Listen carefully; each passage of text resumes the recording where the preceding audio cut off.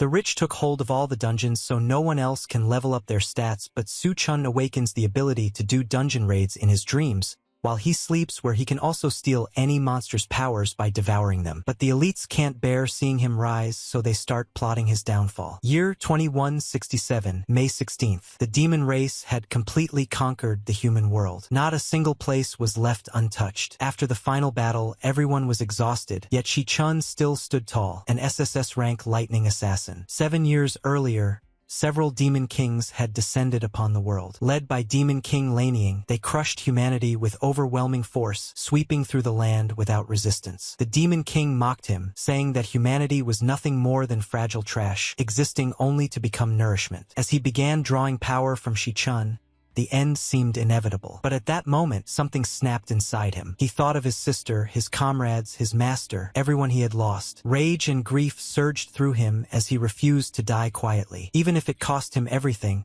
he swore to drag the Demon King down with him. With that resolve, he activated his ultimate skill, SSS rank, Terminus Arc. Blinding light erupted, swallowing everything in its path. Even the Demon King was caught off guard, frozen in place as the energy surged out of control. As the light consumed them, Shi-chun's thoughts drifted to the people he loved. He felt regret that he hadn't been strong enough, that he hadn't changed anything sooner. If only he could go back. If only he had discovered the demon lair earlier. If only he had stopped the first Demon King from ever appearing. Then none of this would have happened. Suddenly, his vision went dark. When he opened his eyes again, he found himself lying in a hospital bed. Confused, he looked around. The room was clean and quiet. People were walking around casually, chatting like nothing had ever happened. No panic, no destruction. For a moment, he couldn't understand what he was seeing. Wasn't the world already destroyed? Where did all these people come from? Took him a while to process it, but eventually the truth settled in. He had returned to the past. Back to May 16th, 2157,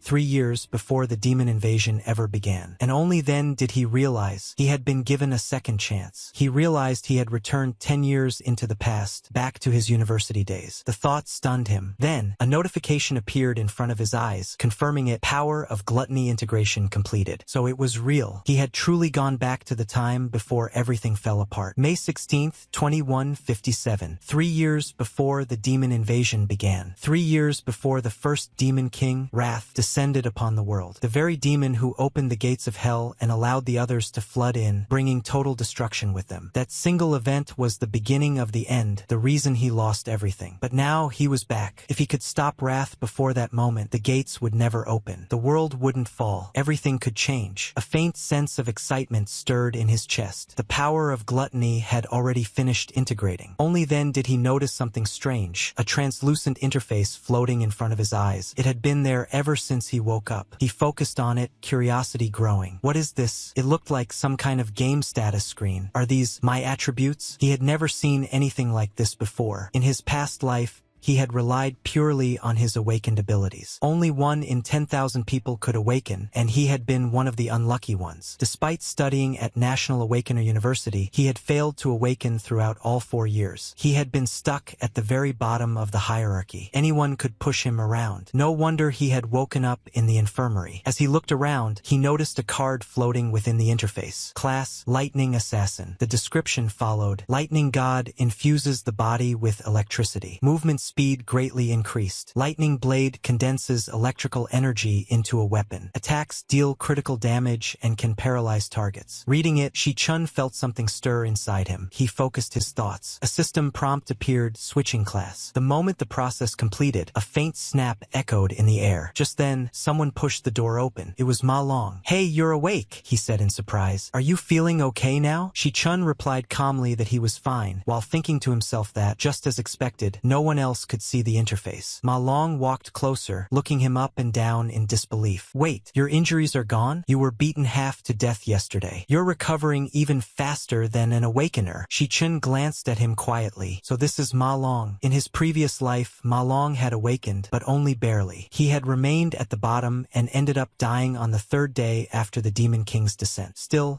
Ma Long kept staring at him, frowning. Why do I feel like you've gotten stronger all of a sudden? Is it just my imagination? Shi-chun didn't answer. Inside, his thoughts were racing. He's really here, standing right in front of me. I've truly come back. Ma Long suddenly remembered something. Oh right, tomorrow's the rank test. Since you're okay now, let's go get ready. Even if you haven't awakened yet, it still affects your graduation evaluation. Come on. As they walked out together, the training grounds came into view. Students were everywhere, practicing abilities, showing off techniques, even messing around. Seeing so many people alive and moving made Shi-chun pause. It's been so long since I've seen this many living people. Ma Long glanced at him strangely. Hey, what's with that look? You're saying some pretty scary stuff. Let's just walk around the field. Shi-chun nodded, but his thoughts were still elsewhere. This time, things will be different. He could feel it. The future he had lost was standing right in front of him again. Shi-chun thought to himself that he had once lost everything. If he didn't act now, that same desperate future would arrive again. He had to move fast. He had to grow stronger. In this era, there was only one way for an awakener to level up, by hunting monsters inside demon lairs. But nearly all of those lairs were controlled by major guilds. Ordinary people had no chance to enter, let alone grow stronger. He glanced at his own status and wondered how strong he truly was compared to others. The government classified both awakeners and monsters into ranks S, A, B, C, D, and E. Most students at the university were stuck at D rank. Only a handful of geniuses, or those backed by powerful guilds, could reach C rank. Based on his experience, he knew he was already stronger than most. His gaze drifted toward Ma Long. I'm definitely stronger than him. Just then, something flew through the air at terrifying speed and smashed straight into Ma Long's face. The impact sent him tumbling to the ground, his glasses shattering. A mocking voice followed. Yo, isn't that Shi-chun and Ma Long? You guys recovered pretty fast. Ma Long struggled to get up, clearly shaken. Damn, of all people, we had to run into them. Shi-chun remained calm. He wasn't surprised at all. The bully smirked. I told you these two were tough. You knew I was playing ball here. Why didn't you bring a couple crates of drinks? Ma Long immediately bowed his head. Sorry, I'll go buy them right now. But Shi-chun stepped forward. You're not the ones who should be apologizing, he said coldly. The same guy who had always looked down on him. And this time, Shi-chun had no intention of bowing his head again. Old memories suddenly flooded back. Memories of how this guy used to mess with him over and over again. The same face, the same mocking grin. Shi-chun remembered it all too clearly. Ma Long noticed what was happening and quickly tried to stop it, telling them to knock it off. But the bully only laughed harder. He said something along the lines of how they were just helping out, that Shi-chun still hadn't awakened and probably needed a little motivation. The group burst into laughter, clearly enjoying themselves way too much. After fooling around for a bit, they lost interest. Tsh, he passed out already? Boring. Let's go. They turned to leave, completely ignoring him. Ma Long rushed over and called out to him, asking if he was okay. Shi-chun slowly opened his eyes and muttered that they never seemed to leave him alone.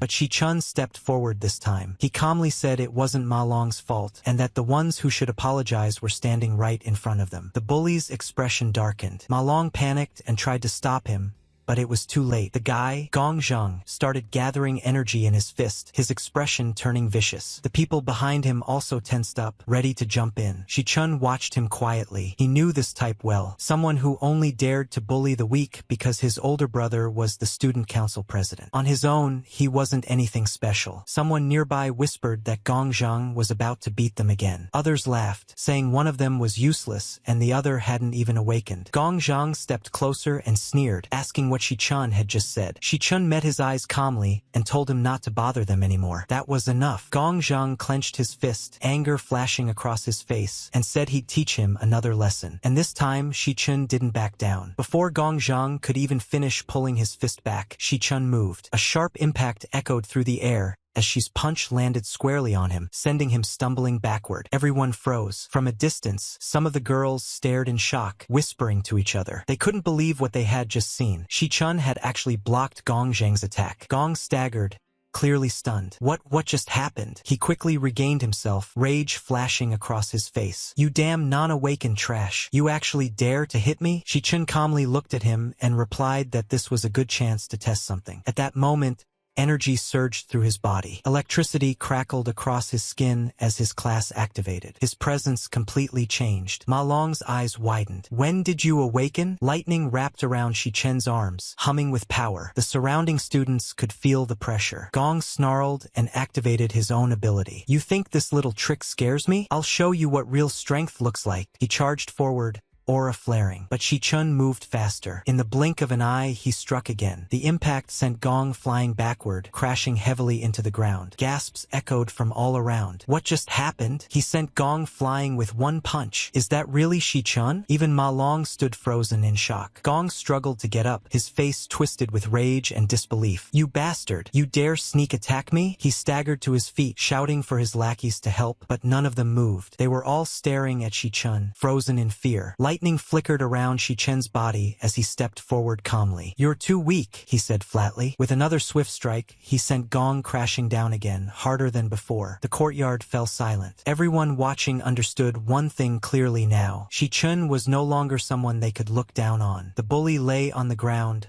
barely moving. It didn't look like he'd be getting up anytime soon. That hit had done real damage. This time, he was definitely heading straight to the infirmary. The surrounding students panicked and scattered in every direction. Ma Long stared at the scene in disbelief. Shi-chun, when did you get this strong? Shi-chun didn't answer right away. Instead, he checked his status calmly, his thoughts racing. So this confirms a few things, he thought. First, I can still freely switch into my lightning assassin state. Second, even though my system level is only level 1, my actual combat strength is already far above ordinary awakeners. That meant he was at least above E rank, maybe higher. Exactly how high he still wasn't sure. But one thing bothered him. I clearly defeated him, so why didn't my stats increase? That question lingered in his mind. Then a thought struck him. Could it be that the condition for gaining experience is different now? He slowly raised his hand, electricity crackling around his fingers, as he formed a condensed bolt of lightning. The air around him buzzed with danger. The onlookers gasped. Some covered their eyes, while others peeked through their fingers, too scared to look away completely. Ma Long panicked. Hey, Shi-chun, what are you doing? Gong, lying on the ground, finally realized what was happening. His eyes widened in terror as the lightning hovered inches from his face. Shi-chun stared down at him, deep in thought. Is this how it works now? Do I really need to go this far just to gain experience? The crackling energy reflected in his eyes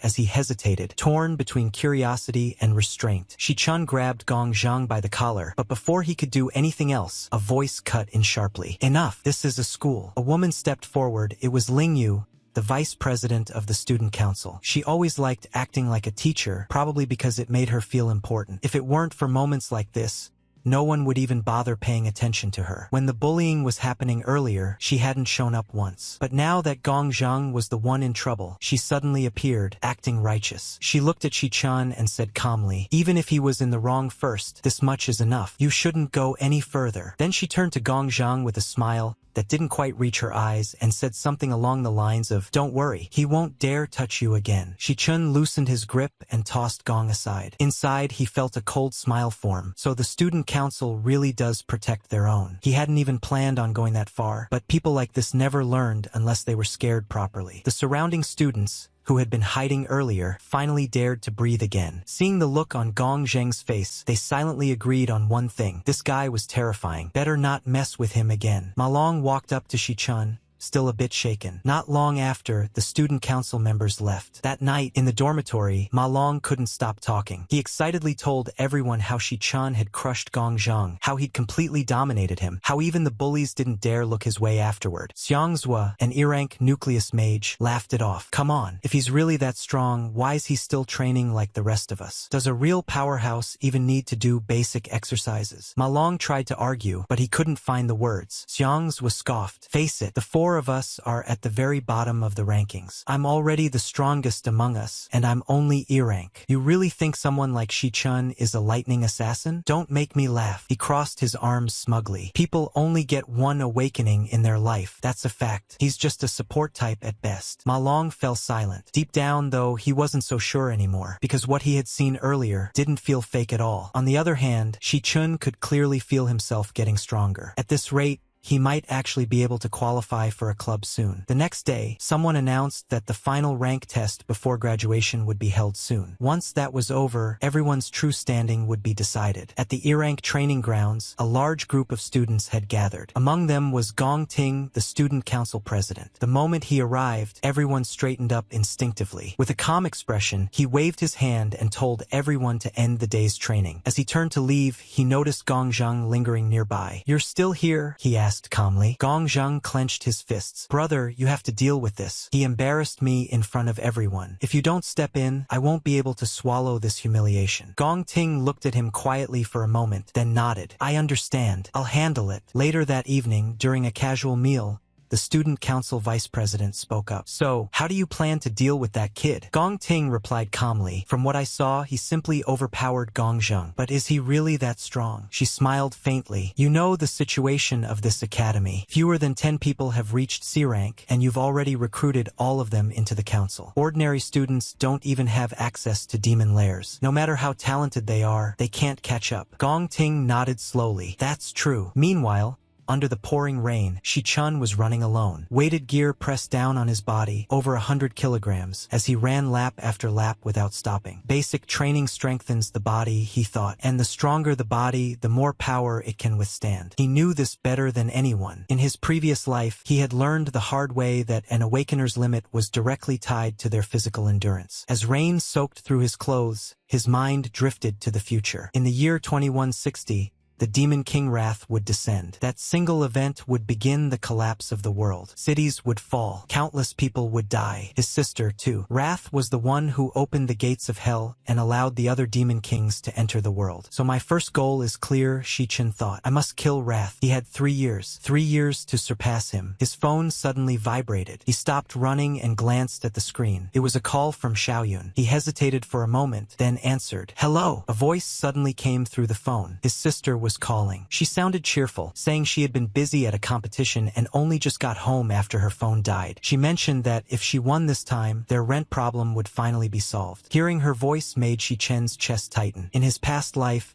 he had begged the heavens countless times for a chance to start over. Now that voice was right there again, alive and warm. She asked if it was raining on his side and wondered why he had gone quiet. Shi-chen forced himself to respond, saying it was nothing and that he had just missed hearing her voice. She laughed and said they had spoken only a couple of days ago, then told him to wait for her good news before hanging up. When the call ended, Shi-chun stood still for a long moment. Everything had truly restarted. He clenched his fists, his expression turning firm. No matter what it took, he would protect this future. He would not let history repeat itself. He began running again, pushing his body harder than before. Several hours passed. By the time he stopped, his body was exhausted, but his mind was clearer. It had been 8 hours since he returned to this time. His body was weaker than in his previous life, but it was young and full of potential. Now there was something more important to consider. If he wanted to grow stronger, he needed access to demon lairs. But those places were tightly controlled by the major guilds. Ordinary people had no chance of entering. Then there was the strange power he had awakened, the so-called power of gluttony. As that thought crossed his mind, a strange sensation spread through his body. Something responded. A translucent interface appeared before his eyes, lines of light forming one after another. The system began to activate. Before he could fully react, the world around him twisted and warped. His surroundings dissolved, replaced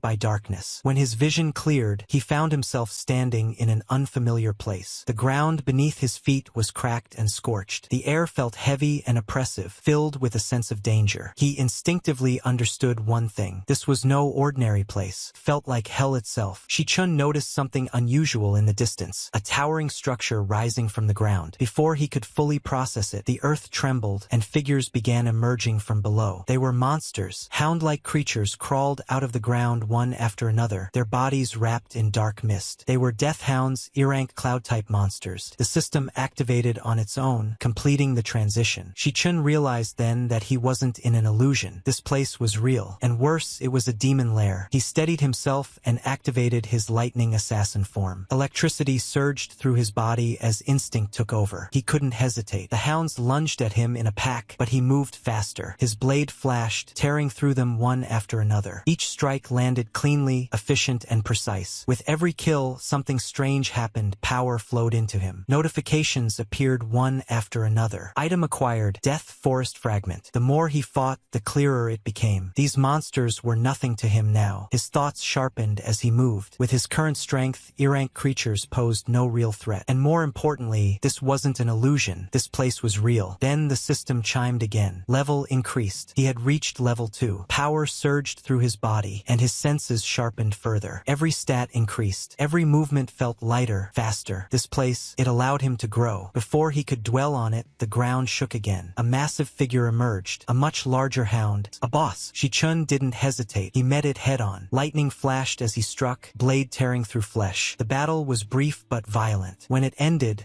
the monster collapsed, dissolving into particles of light. A new notification appeared. He had gained a large amount of experience and several items, including Death Forest Fong and a rare crystal. His level rose again. The realization hit him all at once. He was leveling up at an unbelievable speed. Then something else caught his attention. A strange option appeared over the remains of the monster. Devourable. Curious, he focused on it. The monster's essence was drawn toward him, condensing into a card that merged into his body. A new message appeared. Acquired trait, Frost Physique, grants resistance to cold and enhances durability in low-temperature environments. Shi-chun stood there in silence, processing what had just happened. He had absorbed the monster, not just its energy but its ability. Only then did the full meaning sink in. The power of gluttony didn't just allow him to grow stronger. It allowed him to devour everything. Shi-chun suddenly realized something terrifying. This power felt familiar, far too familiar. It was exactly the same kind of power once wielded by the Demon King Lan Yu. The ability of gluttony, a power meant to devour everything. That meant one thing: he had stolen something that originally belonged to a demon king. Normally, every awakener was bound to a single class for life. That was an unbreakable rule. But now, not only did he possess more than one ability, he could even absorb the powers of others. If this continued, there would be no limit to how strong he could become. As this thought settled in, a heavy pressure suddenly crushed down on him. Something was watching him. A presence far more terrifying than anything he had faced so far slowly revealed itself. Its form was unclear. A voice echoed through the space, calm yet overwhelming, saying it had been waiting for him for a very long time. Shi-chun felt his heart tighten. The name of that being flickered in his mind, but he couldn't read it clearly, as if something was deliberately obscuring it. The pressure kept rising, forcing him to steady his stance. In his mind, he quickly evaluated the situation. In the current system, awakeners were ranked from E to S. In his previous life, he had barely reached S rank at the very end. Right now, he was nowhere near that level, and yet the presence standing before him was unquestionably an S-rank existence, or something even higher. The pressure alone was crushing. He tightened his grip on his weapon, fully aware that this was an opponent far beyond him. Still, he refused to back down. The being moved. The exchange that followed was brutal. Blow after blow crashed toward him, each one strong enough to kill him instantly. Yet somehow, he survived. Each attack narrowly missed his vitals, striking just close enough to send him flying without ending his life. Felt intentional. As the fight dragged on, realization dawned on him. This wasn't a battle. It was a test. The being finally spoke again, asking if he truly intended to keep resisting. It told him that he could stay here, remain in this place, and guard the demonic tower. It was offering him a role, an invitation. Shi-chun understood then. The being wasn't trying to kill him. It was testing him, measuring him, but he refused. No matter how overwhelming the pressure,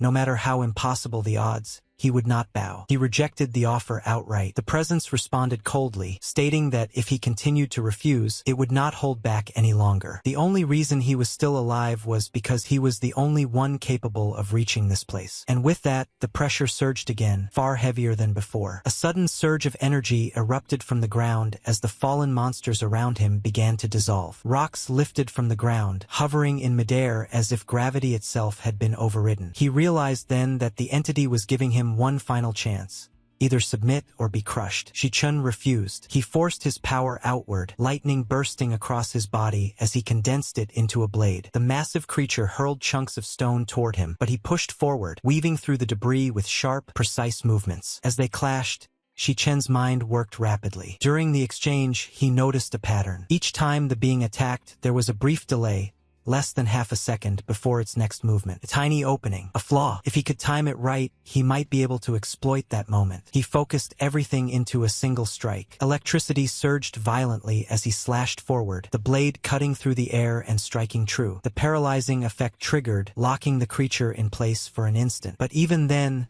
the difference in power was overwhelming. He was thrown back hard, barely managing to stay conscious. Still, he realized something crucial. Even if he couldn't win, he could escape. He activated his full power. Lightning wrapped around his body, pushing his speed to its absolute limit. His movements blurred as he rushed toward the only light source he could see, what he believed to be an exit. Just as he reached out, the light vanished. The world twisted. A presence appeared behind him. The being spoke again, calmly stating that the path he was chasing was nothing more than an illusion. This place, it explained, was not a demon lair at all. Then it revealed itself fully. This was a trial, a test meant to judge him. The being introduced itself, not as a monster, but as a guardian. A purgatory Rakshasa, an S-rank existence. The realization struck Shi-chun like lightning. This presence, it resembled the demon king from his memories. And that was when he understood. This trial wasn't meant to kill him. It was meant to see if he was worthy. Energy surged violently around them as countless streaks of lightning struck down from above. Shi-chun felt the ground tremble beneath his feet as he realized something unsettling. This scene felt familiar. A memory surfaced from his previous life. During the final battle, the Demon King had fought in this exact way, constantly shifting forms,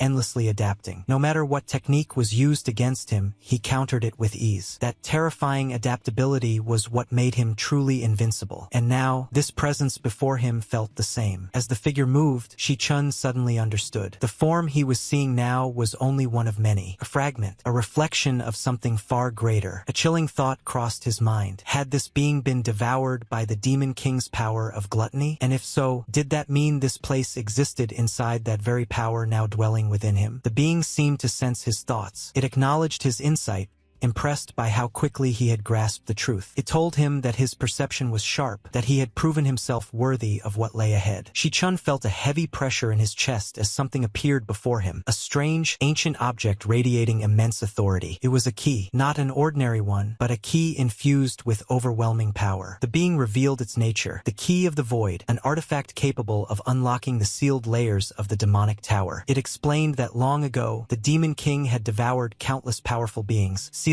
the strongest among them within this tower. Those entities now waited in slumber, sealed behind countless barriers. The key floated toward Shi-chun, placing itself into his grasp. The being explained that it had waited a long time for someone like him. Among all beings, only Shi-chun had both the will and the compatibility to inherit this power. The Demon King had slaughtered its kind, and it had waited endlessly for a chance at revenge. Now that chance had arrived. It told him that the path ahead would be brutal. The creatures sealed within the tower were far more terrifying than anything he had faced so far. Each one was a monster in its own right, and none would show mercy. But if he chose to walk this path, he would gain the strength to stand above all others. Shi-chun tightened his grip around the key. He didn't hesitate. This was the path he had chosen, the only path that could lead him to change everything, telling him that only someone willing to endure everything could stand at the very top. Only someone capable of conquering all demons and devouring them could inherit that power. The being's form began to dissolve, turning into pure energy that surged straight toward Shi-chun. The moment it entered his body, a violent wave of power exploded inside him. A system notification appeared. Devouring complete. Level increased. His body trembled as energy surged through every vein. He could feel his strength climbing rapidly, far beyond what it had been moments ago. The power didn't stop there. Another notification followed. Acquired Rakshas's underworld boon. A new ability took shape in his mind. He instinctively understood it, an ability that allowed him to absorb strength from fallen enemies, turning their power into his own. Along with it came another technique, one that manipulated gravitational force to crush enemies from all directions. The sensation was overwhelming. He clenched his fist, feeling the terrifying density of power within his body. Then everything went dark. When he opened his eyes again, sunlight streamed in through the window. He was lying in his dorm bed. A familiar voice called out, telling everyone to wake up and get ready. Another voice complained that they were going to be late and needed to hurry. He checked himself instinctively. No wounds, no exhaustion. For a moment, he wondered if everything had been nothing more than a dream. Then his vision flickered. A system window appeared, displaying the card he had just obtained. Rakshasa, Star Warrior class. Reality settled in. Everything had been real. Not only had he survived, he had grown stronger. He had leveled up by a massive amount. His roommate shouted for him again, jokingly asking if he planned to sleep through the day. Someone else teased him, saying they'd heard he was becoming some kind of big shot overnight. Then the upcoming rank test would reveal the truth. They joked that he was still just an E rank,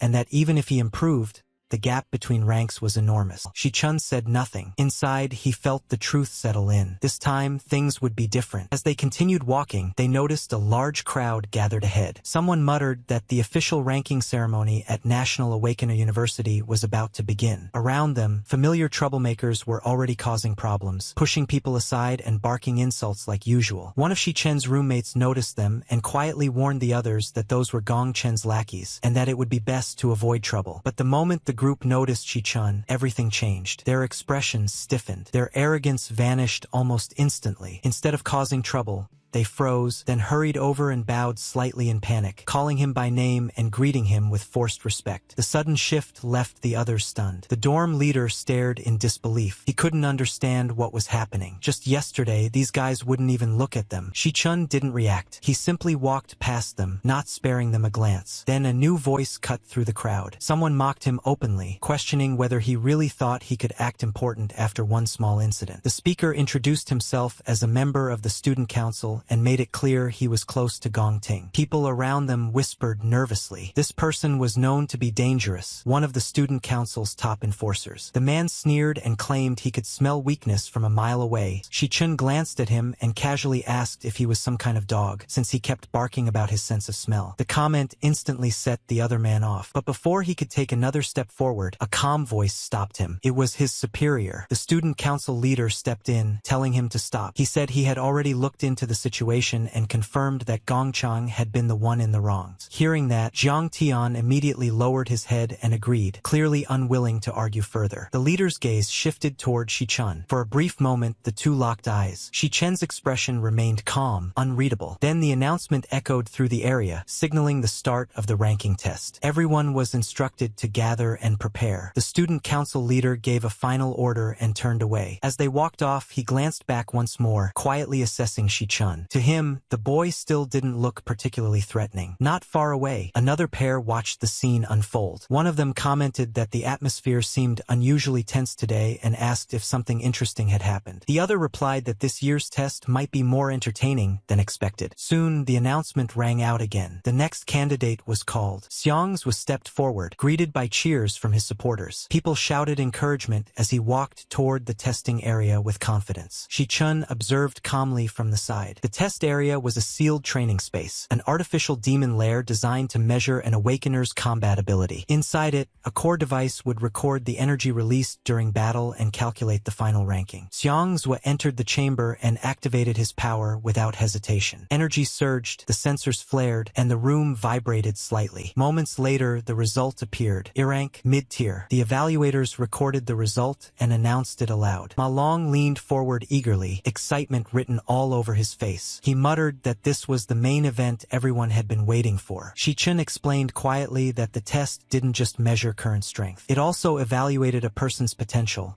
the highest rank they could possibly reach in the future. That was the truly important part. Anyone with high potential would immediately attract attention from powerful organizations and even the state itself. The results soon appeared on the screen. Current rank, E-tier, mid-level. Maximum potential, C-tier. The candidate who had just finished testing let out a disappointed sigh. The announcer quickly called the next name. Ma Long leaned over and tried to cheer his friend up, telling him not to take it too hard. After all, most people never even reached D rank in their lifetime. Soon after, another student completed the test. His results caused a stir. D rank, low tier. Gasps rippled through the crowd. People began whispering excitedly. D rank was already considered impressive, especially for students who hadn't undergone real combat training yet. Even the evaluators seemed surprised. They muttered that usually only a handful of students reached D rank each year, and yet several had already appeared. Then it was finally time. The announcer called the next name. Gong Ting stepped forward. The crowd immediately quieted.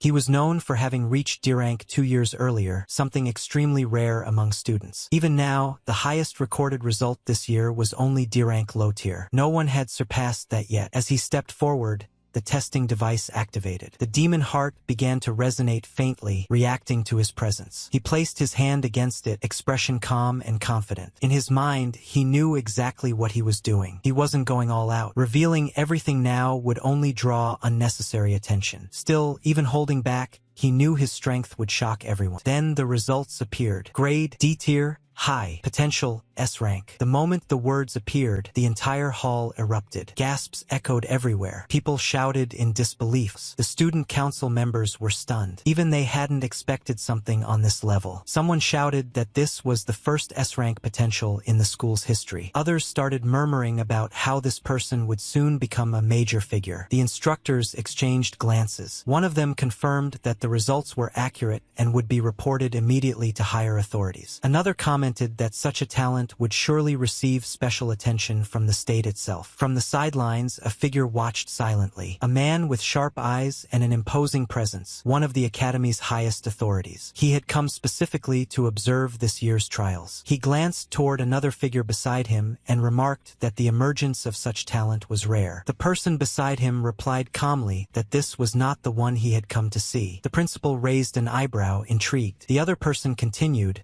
saying that compared to this, there was someone even more interesting waiting. At that moment, the announcer called the next name. It was Shi-chen's turn. One of the student council lackeys stepped forward and sneered at Shi-chen, telling him to bring some honor to his dorm for once. He mocked him openly, saying that if all of them ended up with low ranks again, they would become the biggest joke in the entire academy. The other roommates lowered their heads in silence. None of them had the confidence to refute it. Their results had always been mediocre, and deep down, they all knew it. Ma Long clenched his fists and fired back, saying that Shi-chan would shock everyone and make them eat their words. The others only laughed harder. As Shi-chan stepped forward, inside the testing chamber, the atmosphere shifted instantly. The moment Shi-chan stepped inside, the demon core reacted violently. Its surface rippled, and its eyes snapped open, locking onto him with visible tension. Even the creature seemed unsettled. As Shi-chan approached the core, his thoughts were calm and clear. He understood exactly what this test meant. The graduation assessment wasn't just about strength. It was about proving one's worth to the major guilds. Only those who performed well here would earn the chance to be recruited by top-tier organizations. For most students, this was their one and only opportunity to change their fate. The strongest teams would be chosen, and the best among them would be taken by the Imperial Guild itself. Ma Long grew anxious as he watched the testing chamber. Time kept passing, yet there was no result. He muttered that something felt wrong. Normally the evaluation didn't take this long. Others nearby started whispering as well, wondering if Shi-chen's results were so bad that the system couldn't even process them. Some scoffed, saying that if nothing appeared, it probably meant his power was too low to register at all. A few laughed, already assuming the outcome. The student council's followers grew impatient. One of them mocked that the remaining candidates were clearly useless, and that there was no point waiting any longer. He suggested they leave and find somewhere else to relax. The group began preparing to leave, convinced the result was already decided. Then the screen suddenly flickered. The display updated. Rank D high tier. The entire area went silent. Ma Long froze, eyes wide. The others stared in disbelief. Someone shouted that it was impossible. Another voice shouted that the system had to be malfunctioning. Even the bullies looked stunned. Then the system updated again. Warning: abnormal data fluctuation detected. Recalibrating. The crowd held its breath. Shi-chan stood calmly inside the testing chamber, expression unchanged. He knew exactly what was happening. The result he'd just shown was only from his base physical state, without activating any additional power. As the system recalculated, he switched to another internal state, one he had just obtained. The readings spiked instantly. The display flashed violently before settling again. Rank C mid-tier. The room exploded into chaos. Gasps echoed everywhere. People shouted in disbelief. Even the evaluators were stunned, frantically checking their instruments. The system suddenly issued another warning. It detected instability within the demon core, signaling abnormal fluctuations in power. The entity inside began to panic. Its eye widened in fear, trembling as if it could sense something far beyond its control. All it wanted now was for this human to leave, to escape before it was completely destroyed. Shi-chen felt it clearly. He switched forms again. This time, he activated the power of his Purgatory Rakshasa state. The moment the transformation completed, a terrifying pressure exploded outward. The entire testing chamber shook violently. The atmosphere shifted instantly. Everyone watching felt their knees weaken. To them, it was as if a god had descended. The pressure alone made made it hard to breathe. Some people collapsed to the ground. Others instinctively bowed, unable to resist the instinctual fear flooding their bodies. Then it glitched completely. The system could no longer process the data. The researchers stared in disbelief, panic written across their faces. One of them shouted that the machine couldn't handle this level of output. Another screamed that the readings had exceeded the maximum safe parameters. Even the most composed among them felt fear crawling up their spines. This wasn't just an S-rank talent. This was something that shouldn't exist. The demon core finally reached its limit. Its surface cracked violently before collapsing inward, the energy inside completely exhausted. It had burned itself out, overwhelmed by a force far beyond what it was ever meant to endure. Shi-chun stood there calmly, watching as the last remnants of power faded away. He understood what had happened. He had pushed too far, far beyond what the system was designed to handle. The demon core hadn't failed because of a flaw. It had simply been devoured. As the energy settled, a new notification surfaced in his mind. Acquired exquisite demon heart. The moment it integrated, his perception expanded dramatically. A new awareness spread through his senses, allowing him to perceive the strength of everything around him. Within a certain range, the power of every being became visible to him. It was as if the world had suddenly peeled itself open. Now, with a single glance, he could see the true ranks of everyone nearby. Most were low-level awakeners, E rank, some barely scraping into D. A few stood out slightly higher, but none were truly impressive. Then his gaze landed on Gong Ting. The truth revealed itself instantly. Mid-C rank, Shi-chun felt a flicker of amusement. So even the proud student council president had been hiding his true strength. No wonder he carried himself with such confidence. Someone shouted angrily, blaming Shi-chun for damaging the testing device. Another cursed him for causing trouble and delaying everyone. The shouting grew louder. Then a voice cut through the chaos. It was Gong Ting. He stepped forward, expression calm but firm,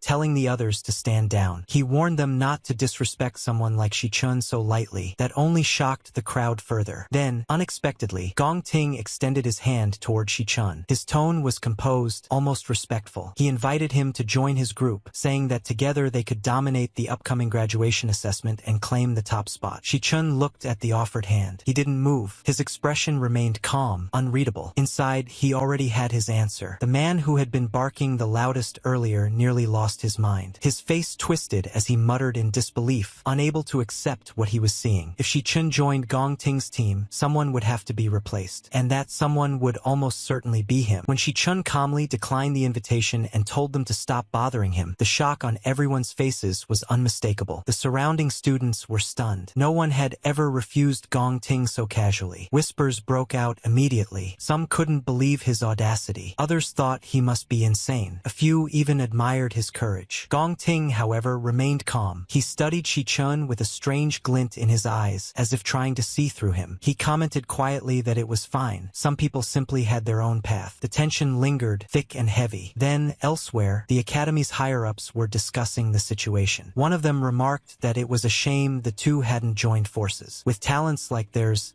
they could have rewritten the school's history. Another replied that perhaps it was better this way. A person who could make such a choice without hesitation was dangerous, and dangerous people were never easy to control. Back among the students, the one who had mocked Shi-chun earlier fumed silently. He muttered that the whole thing was ridiculous, that Shi-chun was just lucky, that the test must have malfunctioned. But even he couldn't shake the unease in his chest, because no matter how much he denied it, Shi-chun had already stepped onto a completely different path. Gong Ting waved his hand dismissively and said he wasn't in the mood for karaoke anymore. He told his followers to handle things however they wanted, making it clear that whatever happened next had nothing to do with him. The moment he said that, the man beside him froze, then quickly understood what it meant. He nodded repeatedly, saying he understood completely. A short while later, word spread that Shi-chun had already left the campus. Someone reported that he had gone straight out without even stopping to eat. The man's eyes lit up with interest. This was perfect. Outside the school grounds, there would be no restrictions, no teachers, no rules. That was exactly the kind of opportunity he'd been waiting for. Meanwhile,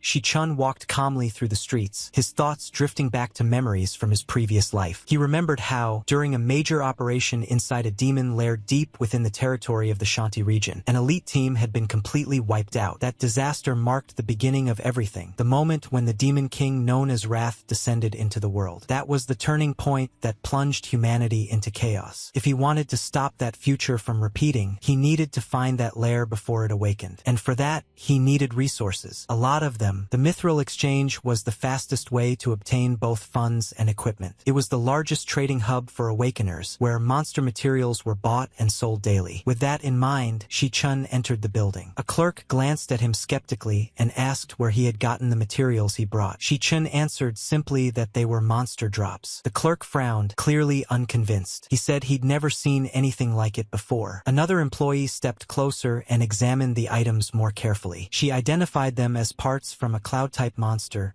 specifically the fangs of a Fongson beast. According to records, such materials could be refined into E-rank weapons or processed into alchemical ingredients. The first clerk scoffed and brushed it off, saying that items of that grade weren't rare enough to impress anyone here. He added that their exchange dealt mainly in D-rank and above, and that low-tier materials like this weren't worth much attention. Despite that, Shi-chun remained calm. He had already expected this reaction. What he truly cared about wasn't recognition. It was laying the groundwork for what would come next. The clerk, annoyed, he decided to push the trouble onto someone else and called over a junior staff member, telling her to handle the transaction instead. The young woman quickly stepped forward, bowed politely, and began processing the items. She carefully counted the materials and handed over the payment. It was a respectable sum, more than enough to cover basic expenses for a while. Shi-chun accepted the money calmly. Then, without another word, he brought out something else. The moment the item was revealed, the woman froze. Her eyes widened as she stared at it, stunned. She murmured that she had never seen anything like it before. Judging from its aura alone, it was far beyond common equipment, possibly even B-rank, maybe higher. Her reaction caught the attention of the others nearby. The clerk who had dismissed Shi-chun earlier walked back over, scoffing. He claimed that there was no way such a valuable item could come from someone like him. According to him, true high-grade equipment, especially A-rank, was something he had never seen in all his years working there. Another employee stepped forward to examine it more closely. His expression slowly changed. Then he went quiet. Finally, he spoke, his voice tight with disbelief. He said that this wasn't just high-grade equipment.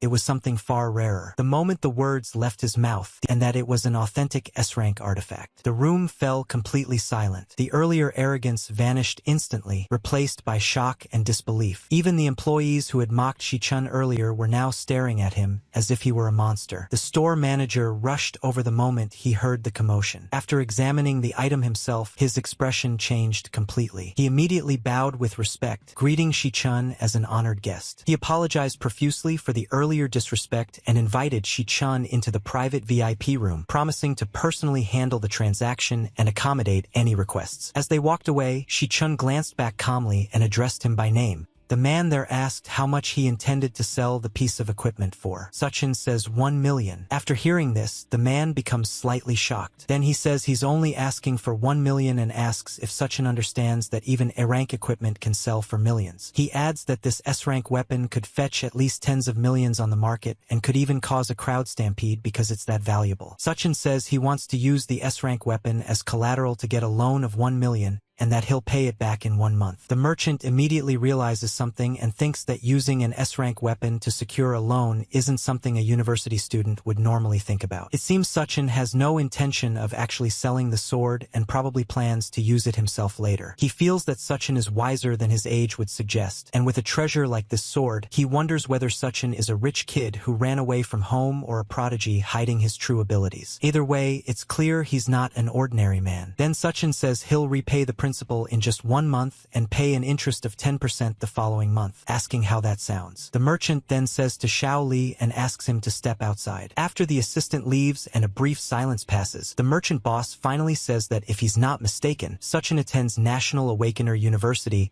and that the seniors there are about to graduate. He says that, to his knowledge, the university holds an annual graduation examination, which this year is scheduled to take place exactly 1 month from now. He adds that the prize money for first place is exactly 1 million, which perfectly lines up with Suchin's proposed loan repayment amount and date. He then says that if he had to guess, Suchin is confident he'll take first place in the examination. Suchin doesn't say anything. He just stares seriously and remains silent. The merchant continues, saying that Suchin could have waited 1 month to collect the prize money, yet here he is urgently offering such a rare item as collateral for a loan. This indicates that he's in desperate need of the money, and he wouldn't choose such a risky option unless it was a last resort. He then says that if that's the case, he can loan Suchin 1.5 million in cash on the spot with 0 interest for 1 month. Then he puts his hand forward and says to consider this the start of a friendship between them. Suchin isn't expecting this and is quite surprised. He keeps looking silently as the merchant winks and further says that he can rest assured everything discussed today will be kept strictly confidential. He adds that if Suchin has any trading needs in the future, he should consider their exchange facility as his first option, and he'll make sure to give him the best deal,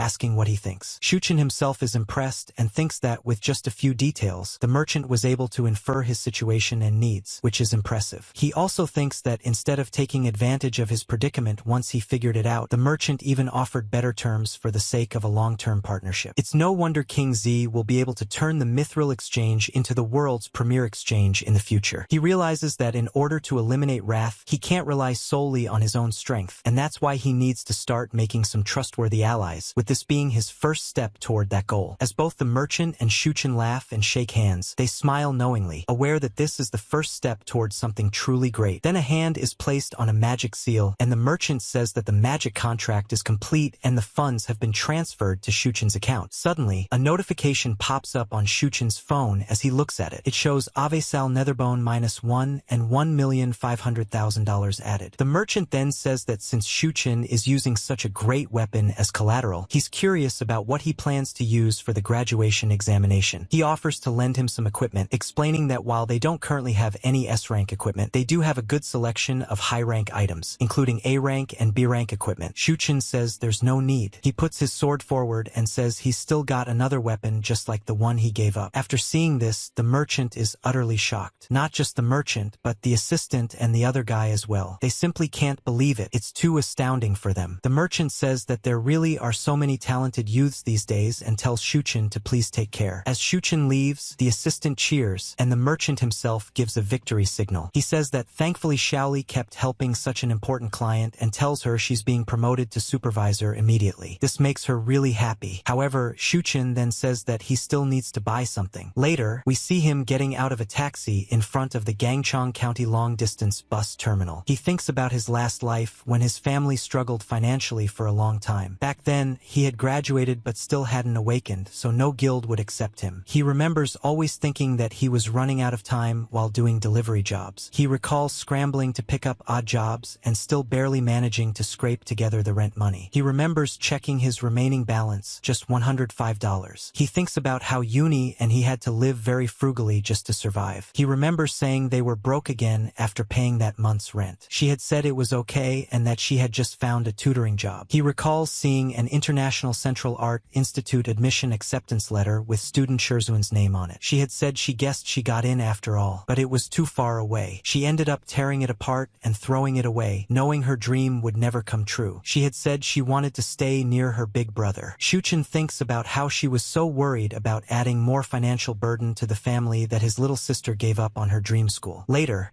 as he looks around, he says it's getting pretty late and that Uni should have gotten off the bus by now. Suddenly, a voice calls out to him, saying that if he's going to pick someone up, he should go to the exit, not the entrance, and complains that they're broke again after paying this month's rent. It's Uni. It's been 7 years since he last saw her after such a long time apart. She tells him to hurry up and help with the luggage and asks why he's just standing there like a dummy. Suchin doesn't say anything and just hugs her. He says it's been such a long time and that it's been 7 years since he's been able to see her. She's confused and asks if he's trying to choke her to death. Yuni pushes back and says he's been acting really weird the last couple of days, asking if he got rejected by a girl or something, and tells him to hurry up so they can go home. Shuchin says no. As they walk back, she starts talking excitedly about how crazy the ride was when she went to take her exam and keeps going on and on. Shuchin thinks to himself that this time, he won't let her suffer anymore. All he wants is to see her laugh like this. Meanwhile, a group of people say that this is definitely the route that Punk Shuchin takes to get home. Their leader tells them to hide and says that the moment he shows up, they'll jump him. He smirks, clearly excited, and starts laughing like a maniac. He says he'll make sure Shuchin learns what happens when you mess with him. One of the goons says that, by the way, boss, since a bunch of student council members are here, what if things go too far? The boss says TCH, he was just gonna teach him a little lesson, but that guy's attitude really pisses him off. He says that low-tier E-rank piece of trash actually thinks he's a C-rank now and has no idea who he's messing with. Then he remembers how Shuchin said that the two of them should love each other and never bother him again. Another one says that when it's time, they better leave him a piece because he's going to destroy Shuchin. Someone else says that Shuchin won't be able to take the graduation exam in 2 weeks once he's done with him. The boss then says that he's one of the best cloud-type assassins in the entire school and tells Shuchin to just wait until he's done with him, calling him a poser piece of trash. He's Chong D, a rank D cloud assassin. Meanwhile, as Shuchin and his sister Yuni are walking together, she says that he's been acting pretty weird the last couple of days and asks if he's stressed about the graduation exam. She says that a simpleton like him doesn't normally get caught up in his emotions. She tells him that no matter what happens, he has to pull himself together, reminding him that he's always the one who told her that life is a long journey and chances will come sooner or later. She even starts humming a song about believing in yourself and just keeps talking. Shuchin quietly watches her and enjoys the moment, thinking that Yuni is really perceptive and noticed something was different about him the moment they met. He thinks that she still doesn't know he has awakened, so she probably believes they're still strapped for cash. He then says that he promises he's okay. Yuni, however, thinks that he's still trying to deny it and wonders if it's because of his male pride. She thinks that men start forming emotional walls as they get older and jokes to herself that the book she read was right after all, and that it looks like her big brother is getting old. While she's thinking all this, Shuchin is completely confused about what she means. At the same time, a few guys are watching them from the shadows. One of them says that the guy has a girl with him. The boss says this is perfect and points out that the alley has no cameras, calling it their lucky day. Suddenly, Shuchin notices that something feels off. He thinks about the smell and realizes it's those guys from the student council. He immediately recognizes them and thinks that they've got a lot of nerve coming here as a group. He understands that something is about to go down. As soon as the threat is confirmed, suddenly, Shuchin takes out some earphones, puts them on his sister Yuni's ears, and says he's been really into this song lately and has been playing it on repeat, telling her to listen. Yuni says and asks since when he started listening to music. Even so, she starts listening and ends up enjoying it. She thinks that music can reflect a person's mental state, so she'll listen carefully and try to understand her big brother better. While Yuni is busy listening, Shuchin turns around and takes a look at everyone there. Most of them are E-rank, some high-tier, some low-tier, with a few D-rank low-tiers mixed in. Meanwhile, Yuni is completely absorbed in the lyrics, which talk about the rush swallowing a bird's reflection, the sky shattering into echoes of goodbyes, and the days on the calendar fading away as humanity's final civilization approaches. As she listens to the music, all the goons suddenly start rushing toward Shuchin on their boss's order. Shuchin thinks about how in his last life,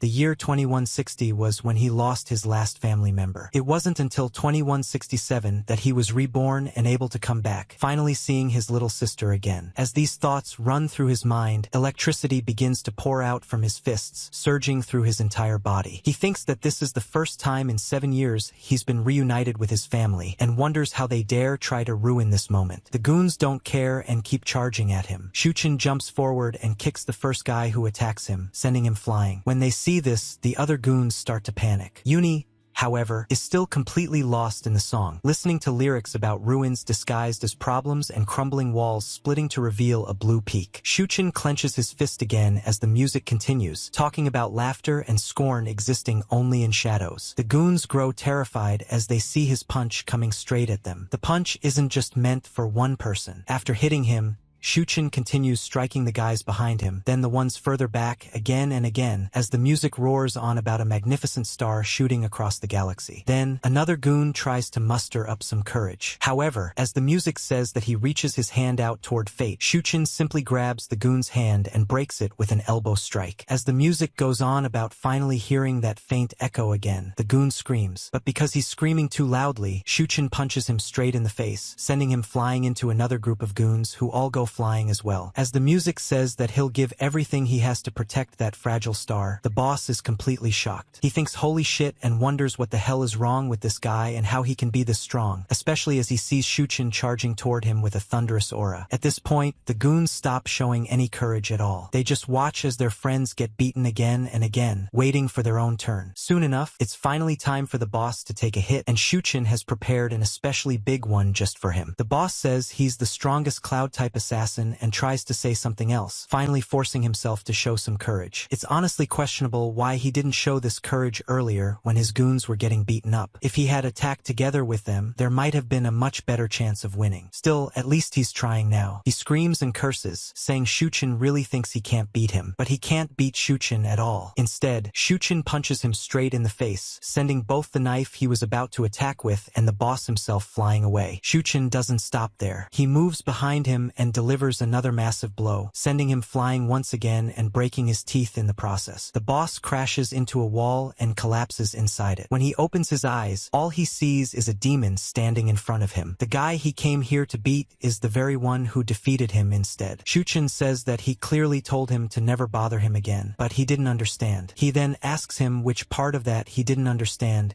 his expression extremely serious. The boss thinks that his ribs are all broken and both of his legs are numb. He realizes that the rank assessment was real and that Sichan really isn't a D rank. With the little strength he has left, he just says sorry. However, Shuchen grabs him, presses his own knife against him, and says to shut up, warning that if he makes a sound, he'll kill him. The boss is absolutely terrified. He can clearly tell from Shuchen's eyes and thinks they aren't lying, that Shuchen really will take him down. He wonders how someone who's clearly just a student can have such terrifying killing intent and what he must have been through. Shuchen says he better remember every single word he's about to say. He says he doesn't care if all of them rot, but they better never bother him again. He adds that if they ever try to harm his sister, no, if they even appear in front of her, then one by one, without a second thought, he'll make each of them disappear permanently, asking if they understand. Seeing how serious he is, the boss hurriedly nods and says yes, he understands. Shuchen then throws the knife away and leaves the goon lying on the ground. As the song continues, it talks about migrating birds returning and the sky going back to its usual cloudy and sunny cycle. Uni suddenly feels a sense of loneliness. As the song goes on, calendars are no longer modeled, and beneath the dawn, shadows are nowhere to be seen. She wonders why this song makes her want to cry as tears start falling from her eyes. She thinks that it's only been a few days since they reunited, yet her brother is acting like he's been through so much. She wonders how he can be this lonely and thinks that she's always been by his side. She then turns and says that he's taking this joke a little too far. But as she turns around, Shuchen opens a box, revealing that he has something for her. He says he got this for her and that it's a nice, shiny pen. She's shocked and says it's a magic holographic pen, the latest style from Draco, and that it costs over 10 grand. She asks where he got the money for it. Shuchen just laughs. Inside, he thinks about how in his last life he failed to protect her. Uni hesitates and says maybe they should return it because it's way too expensive and that she doesn't like it that much. Shuchen,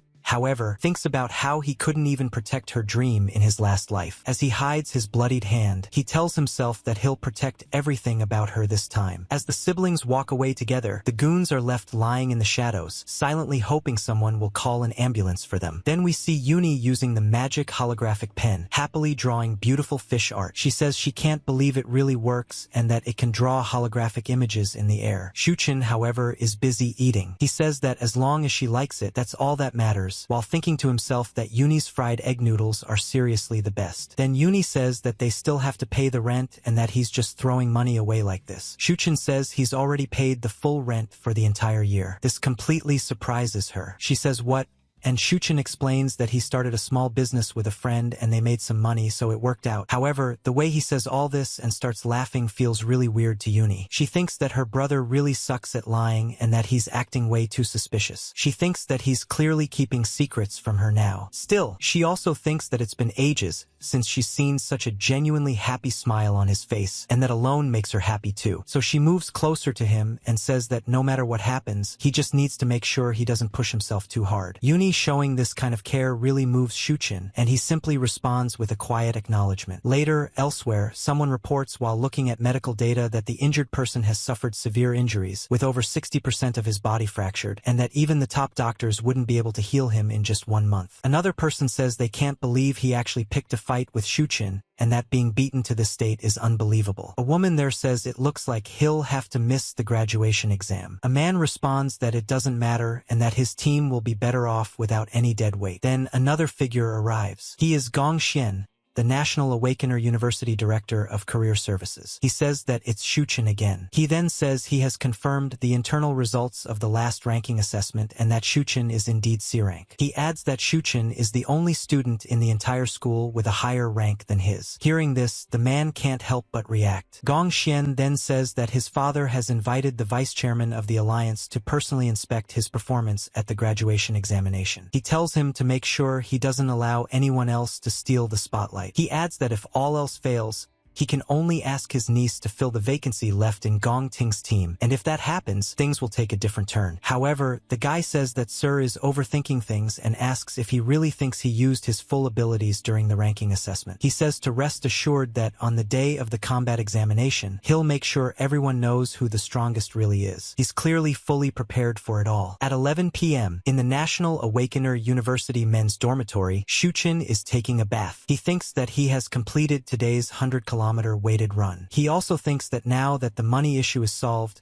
everything else is going smoothly, and that he should be able to start his meal plan after graduation. He thinks about the next step, securing the 1 million yuan prize money at the graduation examination so he can pay back his loan to King Z. He reminds himself that he has to honor his agreement with King Z, since there will be many things he'll need from him in the future. With less than a month left until the examination, he knows he needs to level up a few more times. After that, he closes his eyes and tries to sleep, because that's exactly where he does all his leveling. Suddenly, the system begins initializing. Once the loading finishes, the status shows that initialization is complete and that the glutton system has been initiated. He finds himself standing in front of a massive tower. He thinks about how the last assessment results showed that his weakest class, Gravehound King, is C rank. He also recalls that the official rank of his strongest class, Abyssal Fiend, wouldn't display. When the system tried to show it, it returned a message saying that the potential rank value couldn't be determined because the maximum system bounds were exceeded. Shuchen then thinks that even though Abyssal Fiend is an S-rank class, he currently can't use it to its full potential and isn't sure how much more power the class still holds. Because of that, the exact ranks of his remaining 2 classes are still unknown. He then takes out the Time Rift Key, an SSS rank item and the only key capable of unlocking the gates of the Tower of Darkness. As he uses the key, he thinks that he'll put it to the test today. When the key activates, the gate slowly opens. Shuchen starts walking forward, wondering what lies inside the Tower of Darkness